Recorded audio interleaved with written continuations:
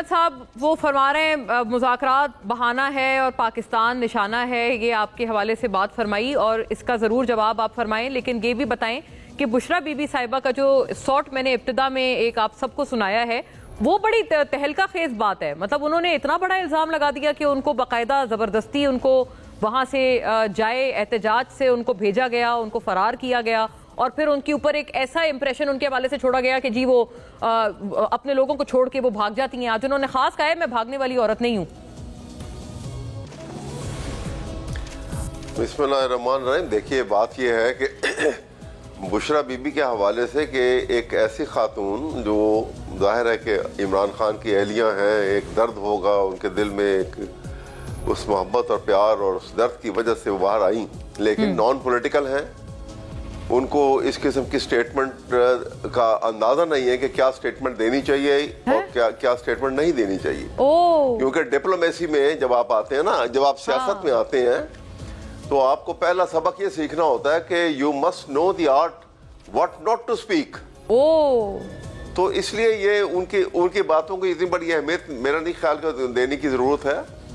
बाकी बातें जो अभी हो रही हैं वो बातें बड़ी अजीबोगरीब हैं जो अभी हुकूमत के हवाले से भी जो की जा रही हैं सारी बातें। क्वेश्चन तो ये है कि बहरून मुल्क पाकिस्तानी जब यहाँ पैसा भेजते हैं तो जहाँ पे हुकूमत जो बनी हुई है वो तो गैर महफूज है पैसा, इसलिए कि हुकूमत का मैंडेट ही नहीं है।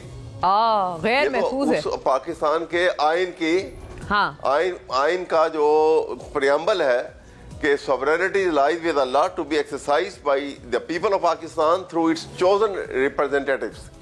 अब ये chosen representatives तो नहीं है, ये तो stolen mandate के ऊपर झूठा ओथ लेके आके असेंबली में बैठे में, तो पैसा गैर महफूज है। वो बेचारे इतनी खून सीने का पैसा भेजते हैं और यहाँ वो पैसा जो है नेशनल एक्सचेकर से।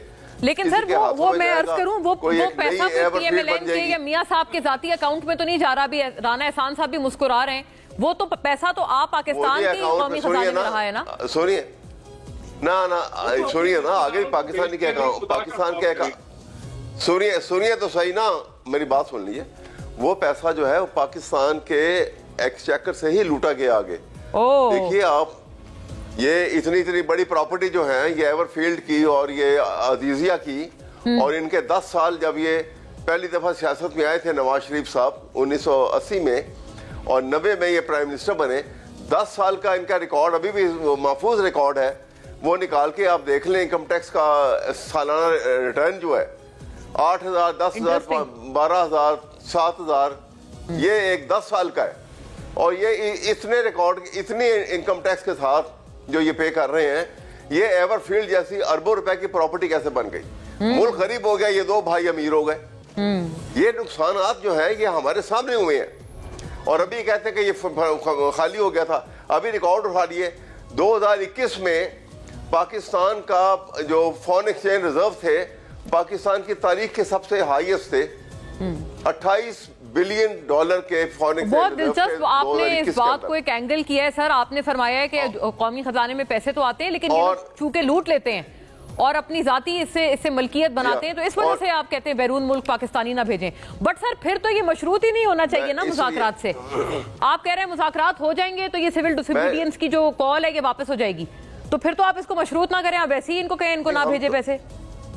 नहीं, हम तो कह रहे हैं कि आप मुज़ाकरात के लिए इसलिए हमारी जो प्री कंडीशंस है उनको देखें और ये सिंसियर अगर हो तो ये एक TOR बनाना चाहिए। देखिए हुकूमत जब भी मुज़ाकरात का ऑफर करती है वो TOR बनाती है जी। नहीं सर, उसमें ये कंडीशन तो नहीं है वैसे कि आपका मैंडेट आपको वापस करे। 2 कंडीशंस है ना मुज़ाकराती कमेटी की रिहाई, गिरफ्तारी कैदियों की, गिरफ्तार कैदियों की, और जुडिशल कमीशन 9 मई और 26 नवंबर पर। नहीं, ये तो अभी देखें ना स्टेटमेंट, जब ये TOR बनेगा और जब बैठेंगे तो फिर वो पूरा एक एजेंडा इनका भी होगा और एक उनका भी होगा, उसमें वो सारी डिटेल आएगी। उसमें तो ये भी होगी कि आप इलेक्शन ऑडिट करा लें। अच्छा, वो चीज जहाँ से कंफ्यूजन दूर हो सके वो ये भाई राणा साहब, ये टिप ऑफ द आइसबर्ग है। असल जो डिमांड है ये मैंडेट वापस करने की और इलेक्शन करने की, इसके लिए भी आप लोग तैयारी रखिएगा क्योंकि PTI अनकरीब ये भी देने वाली है।